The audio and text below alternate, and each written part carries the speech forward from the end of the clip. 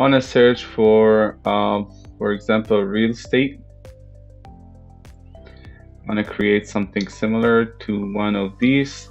There's some templates that comes with 2 pages that you can use if you have more than one page to use. So let's select this.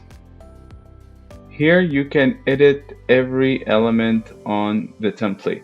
If you move your mouse over, anything you see on the template, you can edit it just by double click on it. I'll cover more about this.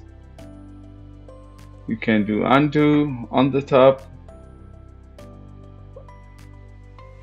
And let's search for something else like Instagram post. Same thing, you'll see the size of the design, like this one, Instagram square, 1080 by 1080. And here's the template for it. So many different templates that you can use. Just press on it, and all the elements here you can edit by double click on them or just click and select.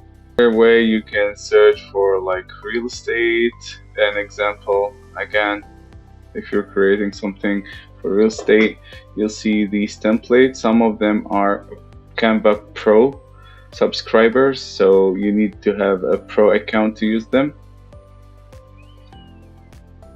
And same thing, you can edit the website here or the title down there, and also change the photos.